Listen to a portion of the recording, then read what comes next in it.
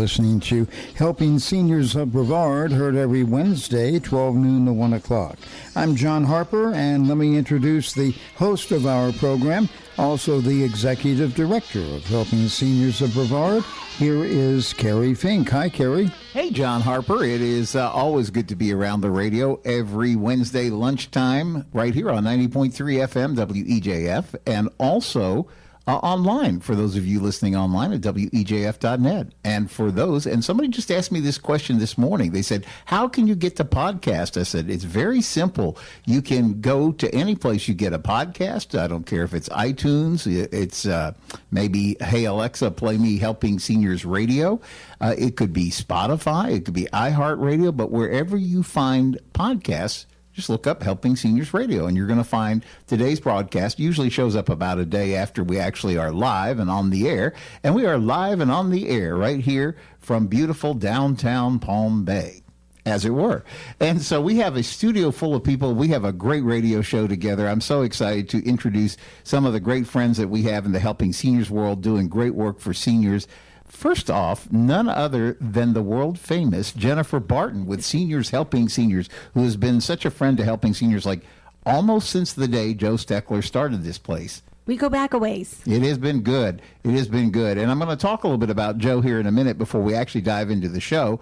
I am literally just back from Washington, D.C., where, if you remember, sadly, we lost Joe at the beginning, at the end of January. He was 91, but he was such a force for good for seniors. I told everybody at all the functions up there in D.C., I said, Joe is a real hero here in Brevard County. I said, you guys just don't have no idea what the impact that Joe and his wife, Terry, and sadly, we lost his wife, Terry, at the end of March. And so they were actually having services for both of them. We're going to come back and talk about that for a minute before we get into the show. But let me introduce the rest of everybody here in the studio with us. Another great friend of the Helping Seniors organization. She is an expert on all things about where seniors can find good living. That is none other than Denise Bergman with Senior Care Authority. How are you, Denise? I'm very good. Good afternoon, everybody. Good to have you in the studio today. And a new friend that's really been doing a lot of great work, but I think this is the first time we've had the privilege of having you join us, and we're going to really talk this thing up. We're talking about Mindy Nadaeu with Walk to End Alzheimer's. How are you today? I'm great. Thank you so much for letting us come today. No, I'm so excited to talk about it. There's a couple of dates we're going to have you go ahead and mark down on your calendar. So we're going to try to drum two dates in.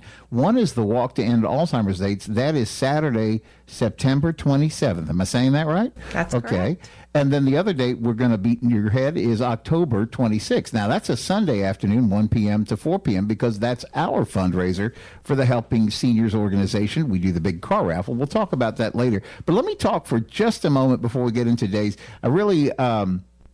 if you knew Joe and Terry, you know that there were probably not greater souls in the entire area.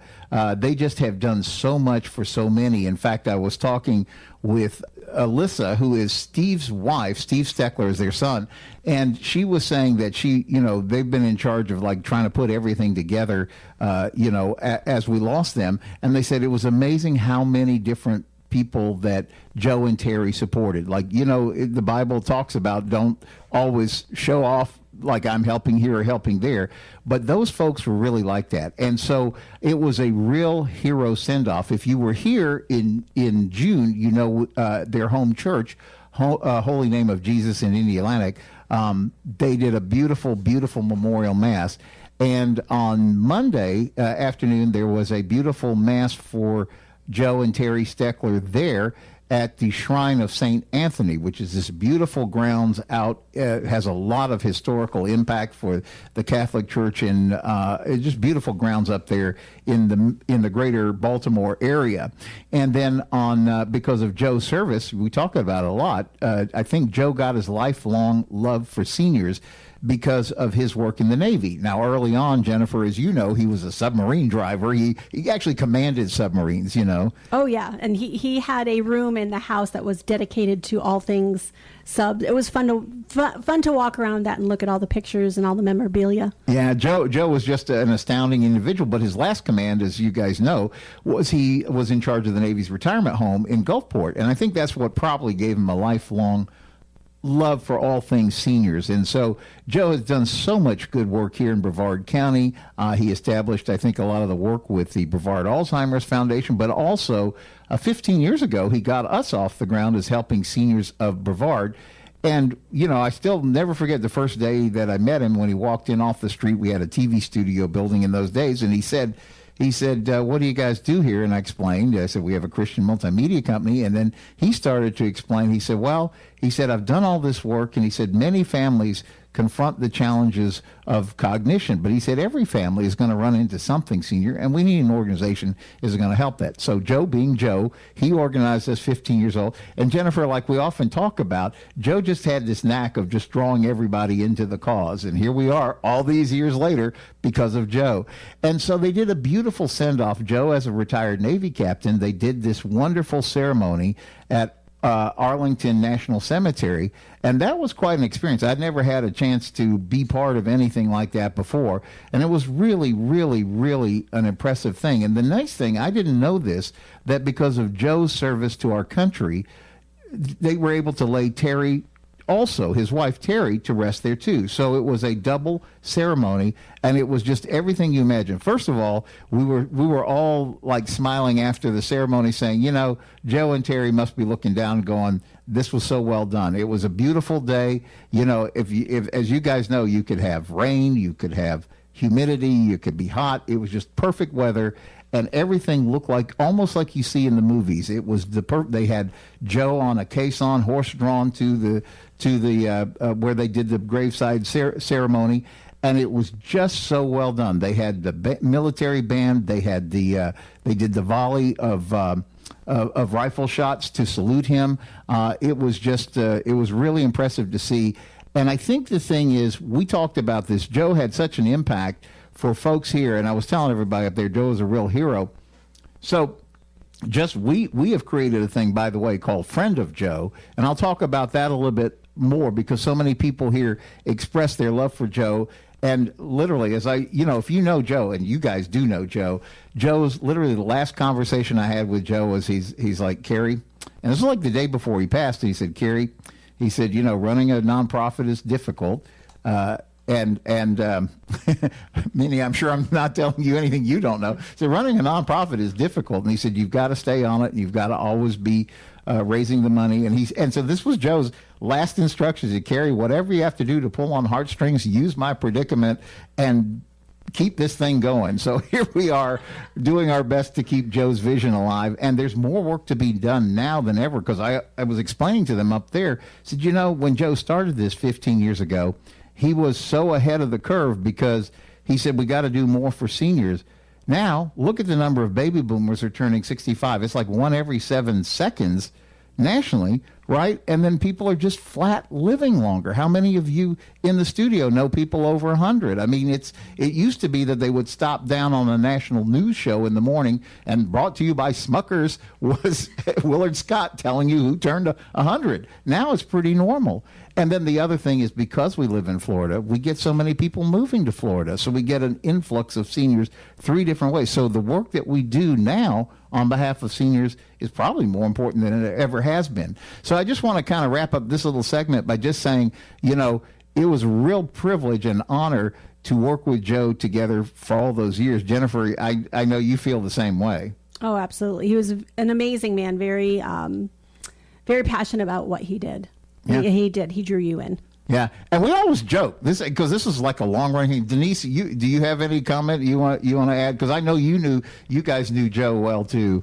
So I had the honor of meeting Joe when we had gone to the courthouse in Vieira. He received an award, and I got to meet his wife that day, and we were taking photos, and he always had a smile. He always had a joke. He was just lovely to be around. Yeah, he was just both wonderful human beings. I know on the other side of the glass, John and Jim are in the studios with us, and Jim always says, Saint Terry, because she was, they were both wonderful. Joe was like the driving force, but I guarantee you Joe couldn't have done what he did if he didn't have the support of Terry. I didn't know if you guys wanted to add any comments in.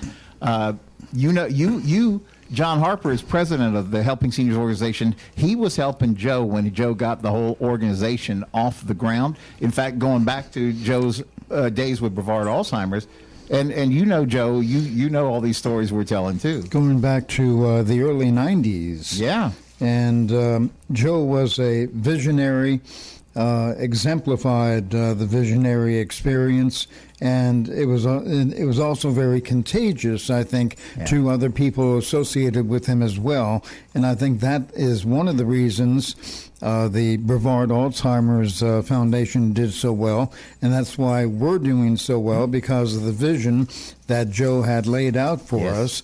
And I know throughout the years that has been something that it's been a blueprint that we have followed, and it works.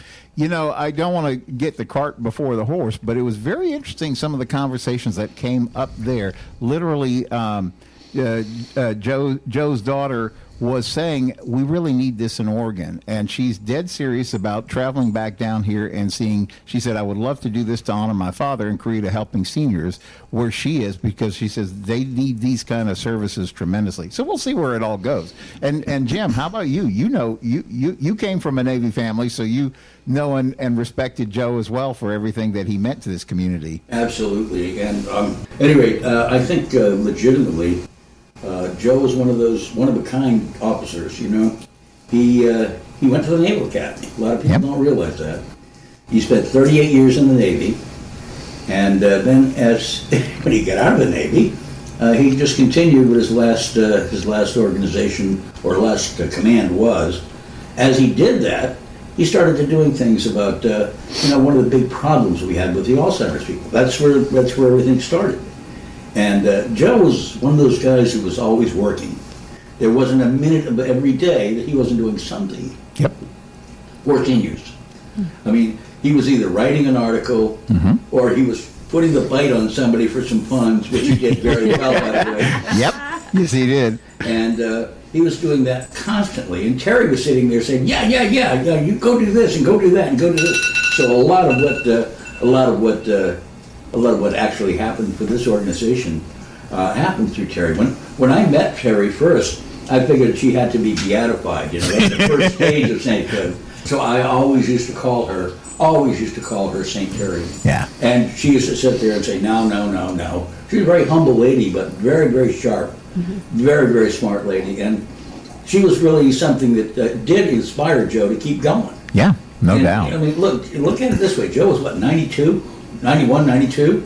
90. He was 91, just past his 91st birthday. Yeah, 91 years old.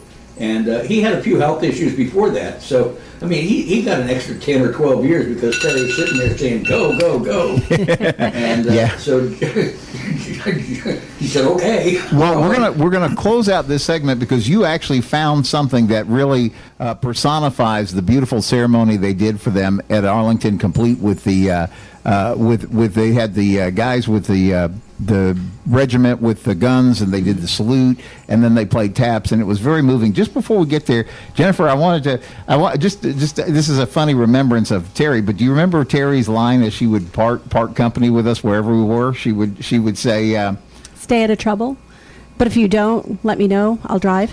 Yes, that was Terry always. Well, she had one also, Jim. What did she tell us? She used to say she'd be sitting there next to us. Yes, exactly. Yeah, exactly. What a wonderful couple of people. So we're going to close this little segment. Let's go to Arlington and see what it felt like.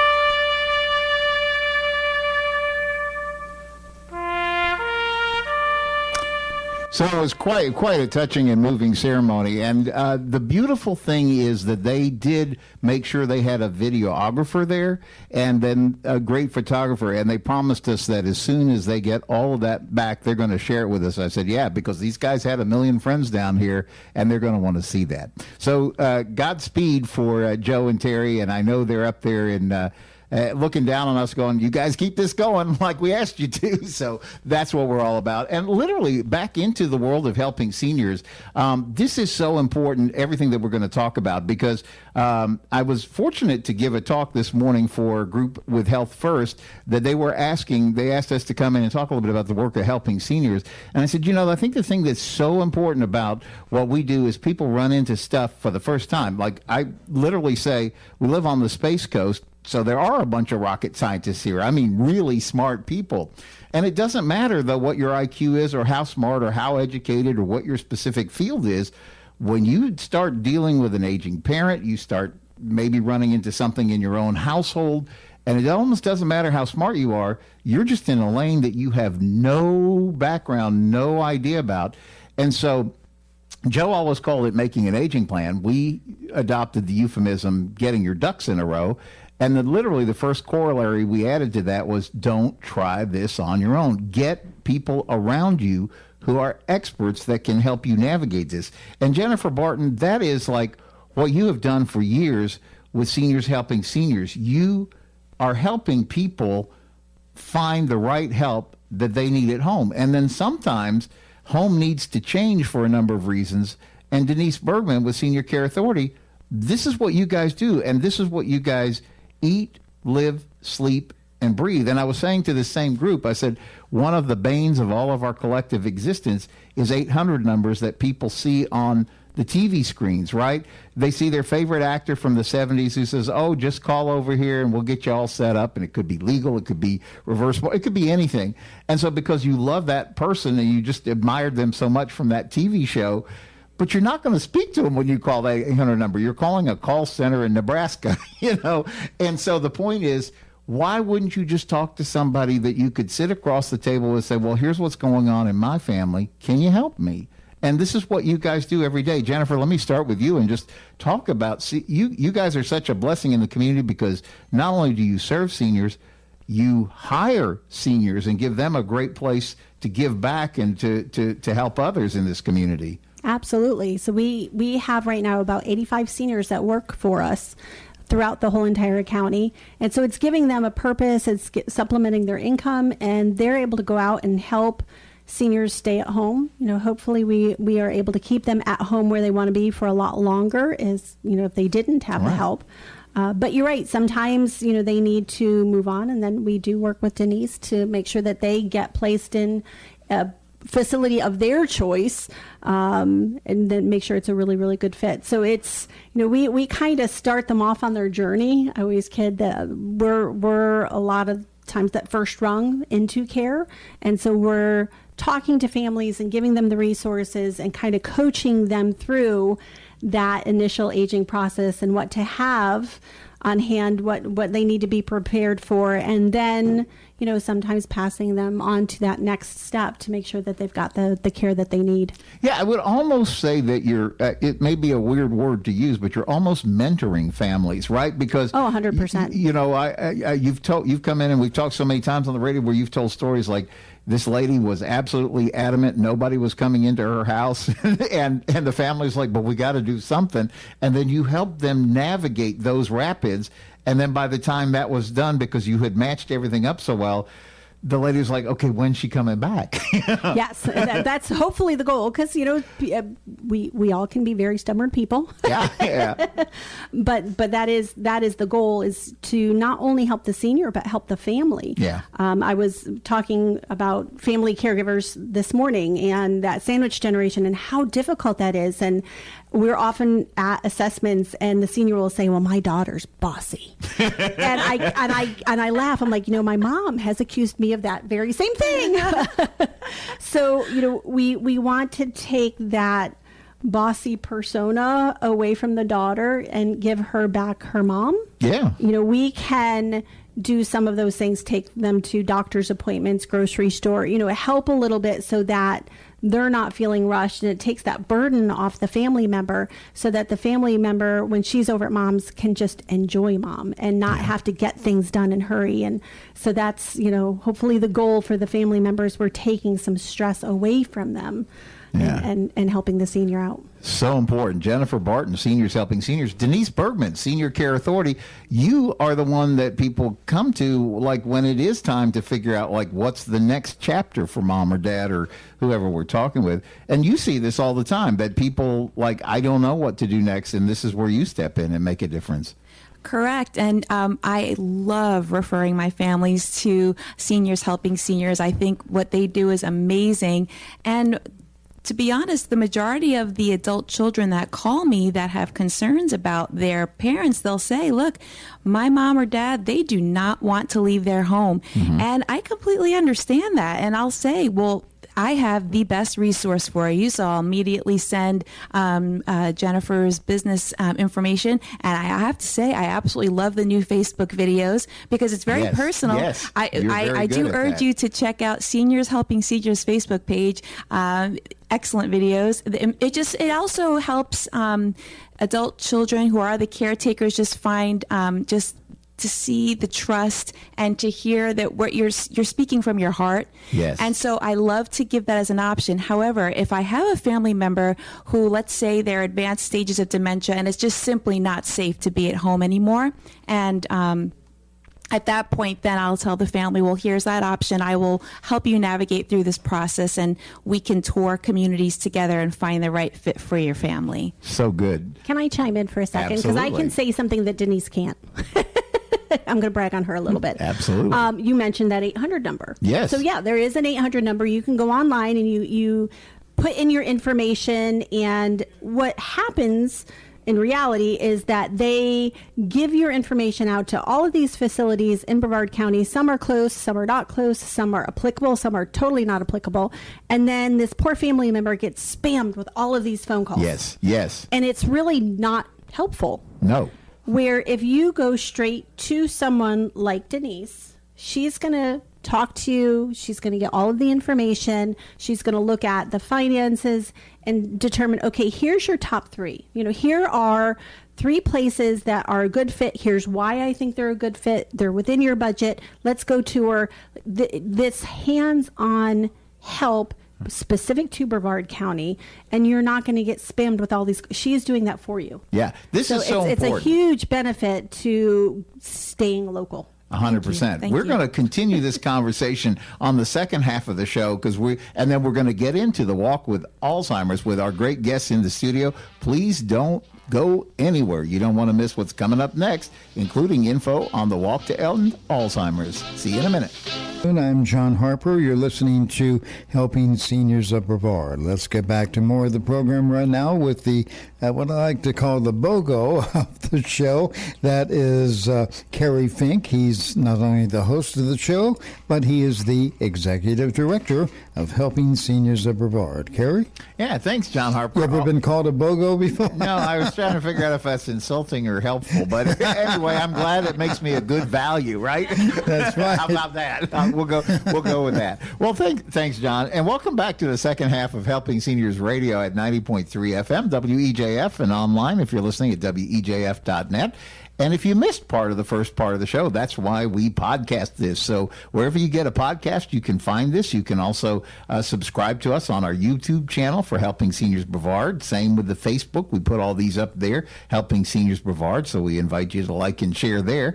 And our website is a great resource for a lot of stuff we're going to be talking about, helpingseniorsofbrevard.org, because we are, in fact, a little nonprofit dedicated 100% to trying to make things better for seniors here in Brevard. And we have some great people in the studio today. We were having a really good conversation first half of the show with Jennifer Barton with Seniors Helping Seniors. Great organization. We're talking about finding help for seniors, and we're going to get into the Walk to End Alzheimer's here in a minute. But Jennifer, welcome back, and thanks for all you do. You hire seniors, you help seniors. It's just a great thing that you guys are doing in the community. Thank you. I like to say we're all seniors all the time.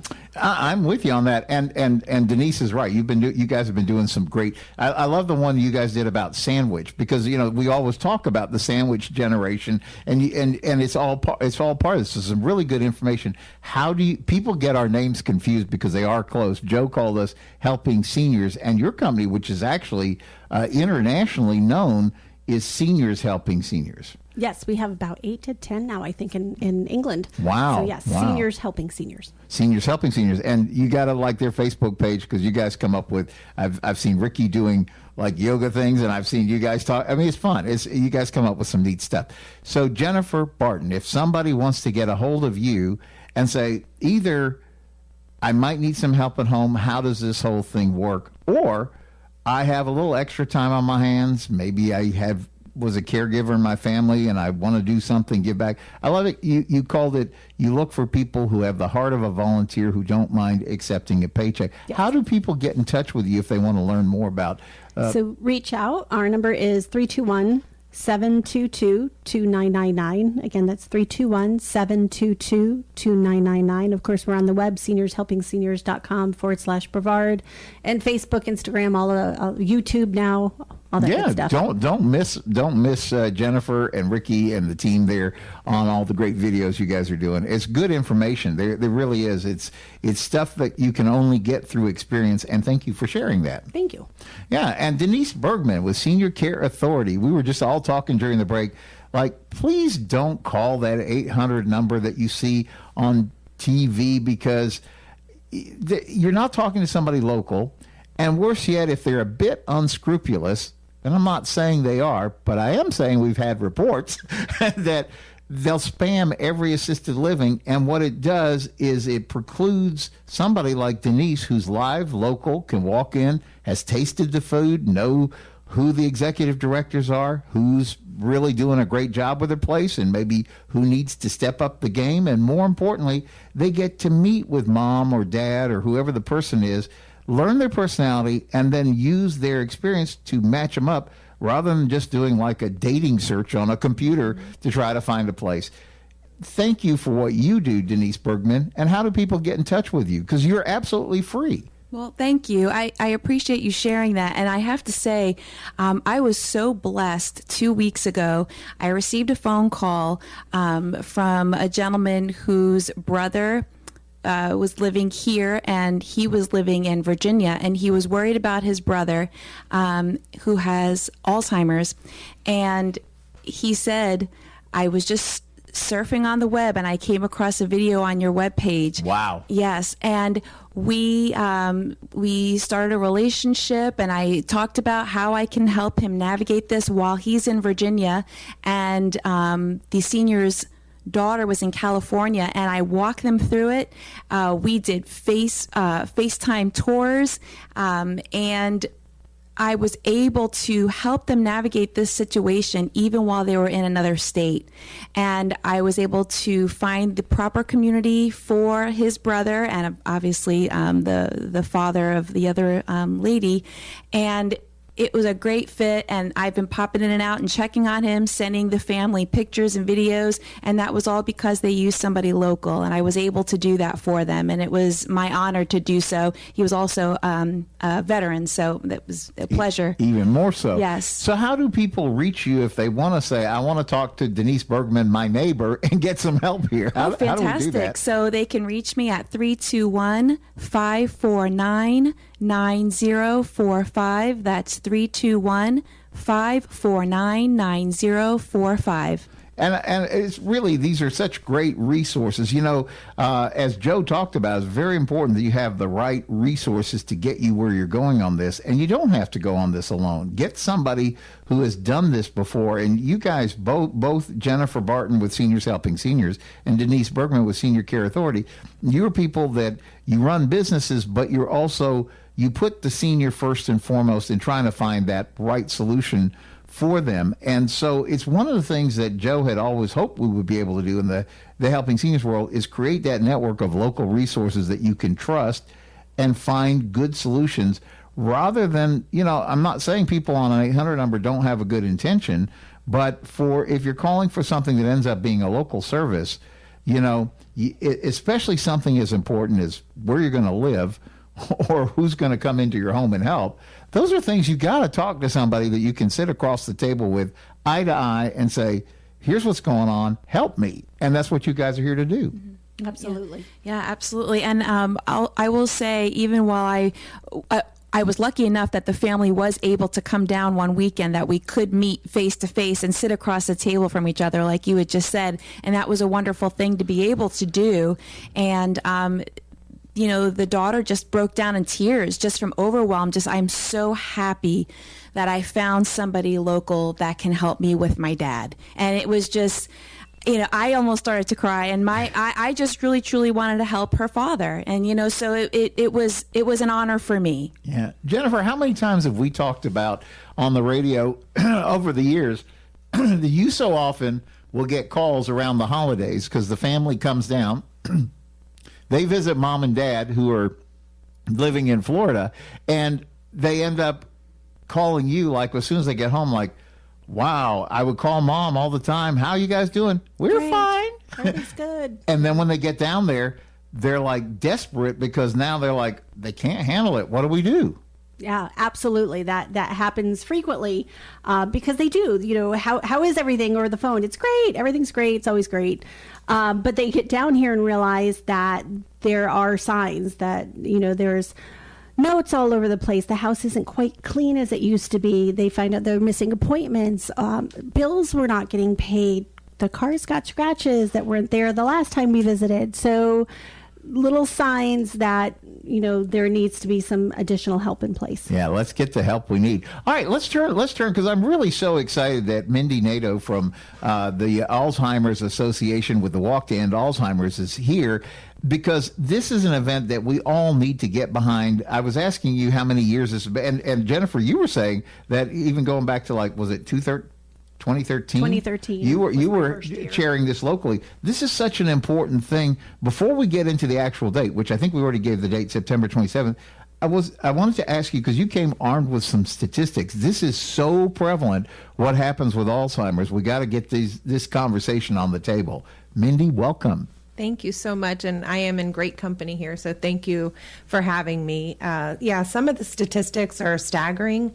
Right here in Brevard, we have 17,600 people living with Alzheimer's, and we know that number is much higher because those are just the people that have been diagnosed, and we know there's several people that have not been diagnosed. So just the right here in Brevard, that's how many people that we're talking about. And then in Florida, we have 580,000. And that number, when you think about it, translates to the caregivers, which are 860,000 caregivers that are caring for these people, which then equates to 1.4 billion total hours of unpaid care. So that's where people can step in, and need the help of people like Jennifer and Denise. And so, we're here. Our hope is to see a world without Alzheimer's and all other dementia, and we're doing that through the walk. Last year, the Walk to End Alzheimer's across the country was able to give $103 million to research. Wow. And we've made a lot of strides, and we know we're not stopping there. What is so impressive about what you are able to do is you make a difference, because I asked you the statistic when I think we were in the mid-show break. I said, well, what is it happens to so many families, and you said, was it 1 out of 3 over the age of 65? Yeah, 1 out of 3 seniors dies with Alzheimer's. And so it's hard for me to imagine that you have a family. Maybe you're very blessed and this doesn't hit you directly, but I know, Jennifer, we've talked before. You've had the experience in your own family. I know we've had experience in our family. It's hard to imagine that someplace somebody isn't touched with this. And as we talked about, caregiving is such a difficult role because it's not something you go like, oh, I'm tired, I'm going to put this up on the shelf for right now and come back to it tomorrow. You don't get that option. Yeah, no, you brought up the sandwich generation earlier, and it's so true. Those are the people that are caring for their mom or dad and also caring for their children at home and then working a full-time job. And you're right, they don't get a break. No, and that's why we're such fans of organizations, because we see a lot of the research that really is starting to give some glimmers of hope here. Like we get to work very closely with a lady named Rosemary Laird, Dr. Rosemary Laird, who is with ClinCloud Research. And then we know Deidre Schubert, who is with Flourish. And when they come and talk to our groups, we do a lot of education work in the Helping Seniors organization, and it's very encouraging that it feels like we're on the cusp of something if we can just get over this part. And that's what's so important about the Walk to End Alzheimer's. Yeah, it's we are very close, and it's very exciting to be a part of the Alzheimer's Association right now, because we see a lot of what's happening with research and these treatments that they have. We now have 2 FDA-approved treatments that are only good in the early stages. So it's very important that we bring awareness to this with shows like this. So thank you again for letting us bring that awareness.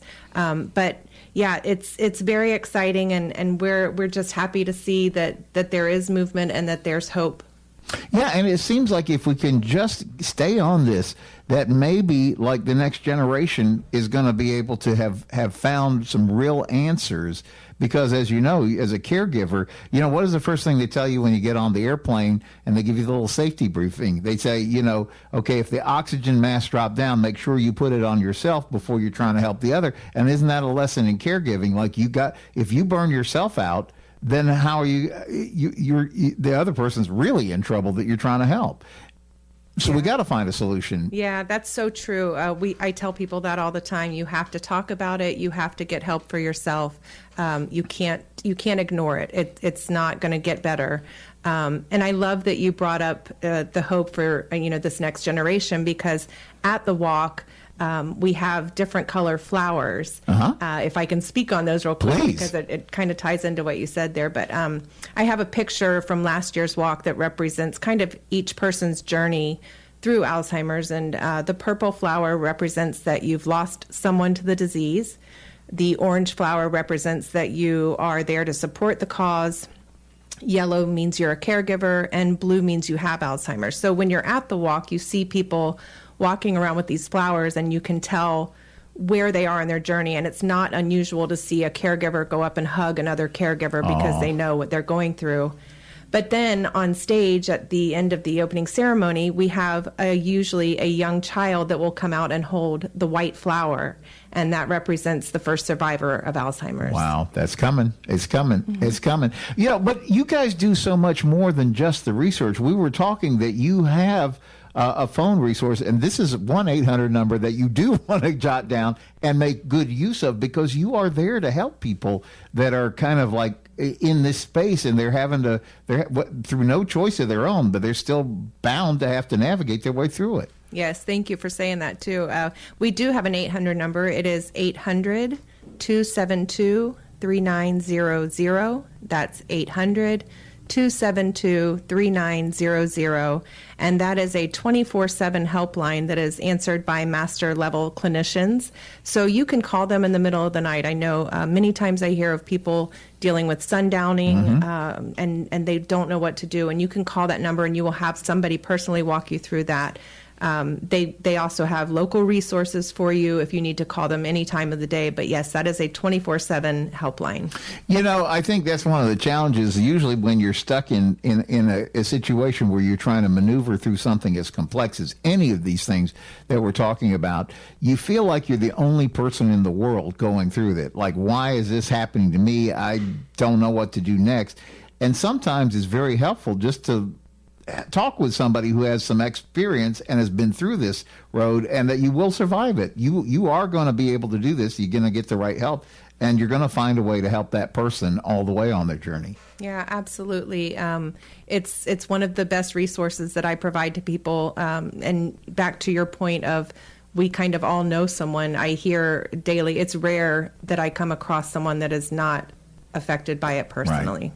So let me ask you this. Let's talk about the walk in particular. It's a big event. Talk about the event and how people can be part of this and make it all happen. Yeah, so again, like he said, on September 27th, we will be at Cocoa Riverfront Park. Registration opens at 8 o'clock, and the walk ceremony starts at 9 o'clock. immediately followed by the walk, which is a beautiful walk through Cocoa Village and along the water. It's a beautiful morning. It's a great day to get out and know that you're not alone, that there are other people dealing with the same thing. And if you'd like to get involved, you can go to alz.org/Space Coast Walk, and you can register there. It's free to register. We do encourage fundraising because we do want to find a cure, but it is free, and we want you to come out. We want people to be there and just see that they're not alone. Now, Jennifer, you and Denise, you guys are always out there. You're big supporters of this. Oh, yes. And so we have a lot of fun with Walk because it's very touching, but it's a lot of fun as well. So you'll see us out there with purple tutus and purple hair and purple nail polish. But it's a lot of fun. Come out day of Walk. We really suggest just participating in all of the flower garden and taking the walk and meeting all of the people that come out to support. This research is so important. Yeah.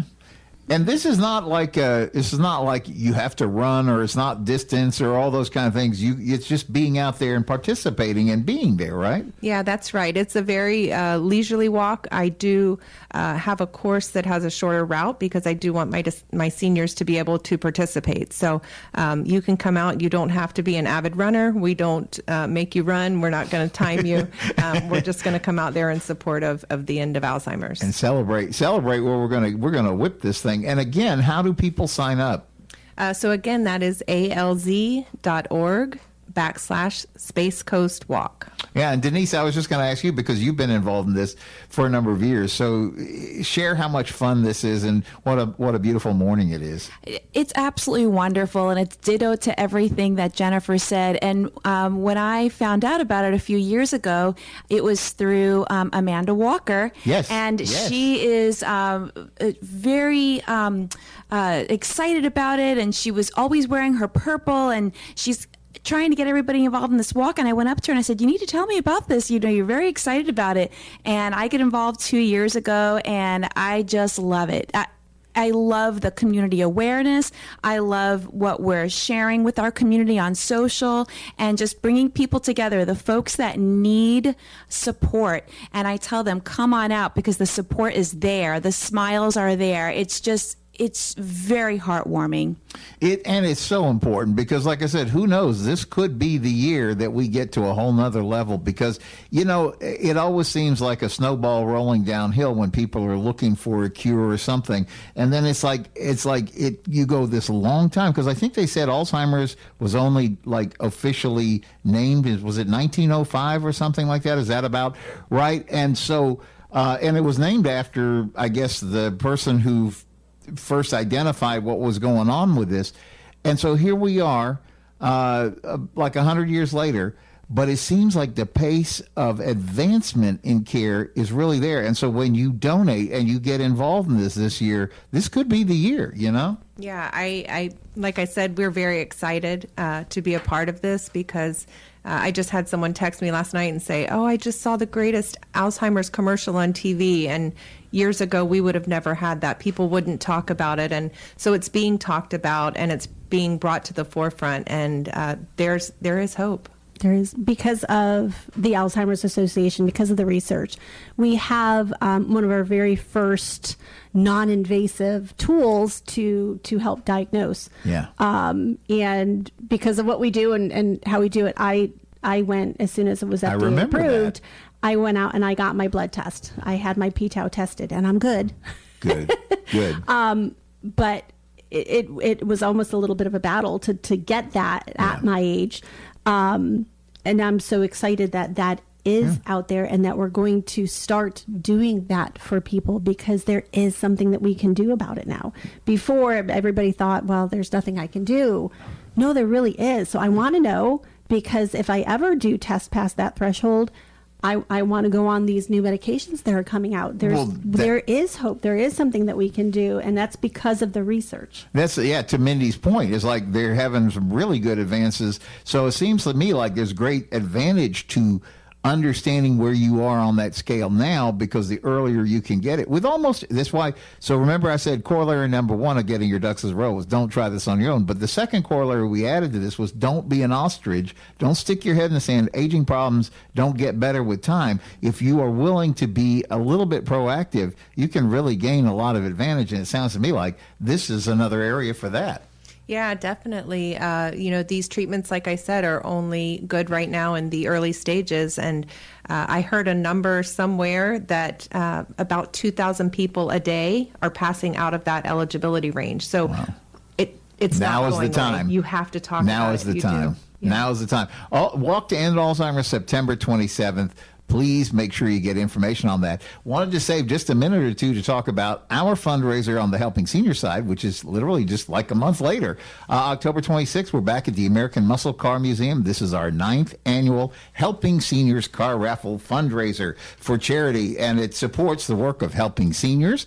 And there are actually 7 cars. The way this shtick works, and Jennifer, you're very familiar with it because you have been like Team Dodge all the way. And and I hear there's a rumor. There is a rumor. I'm keeping my fingers There's crossed. a rumor we might get a muscle car back in the action next year. We'll see what happens. This year we have that really cool Dodge Hornet, though, that is a spiffy little car. I got to take that out to a car show on last week, and it was actually very fun to drive. But you could choose a Mazda Miata convertible. You could do like our winner last year did, was take the Chevrolet Colorado. But you got to be in it to win it. You get your tickets at helpingseniorscarraffle.com.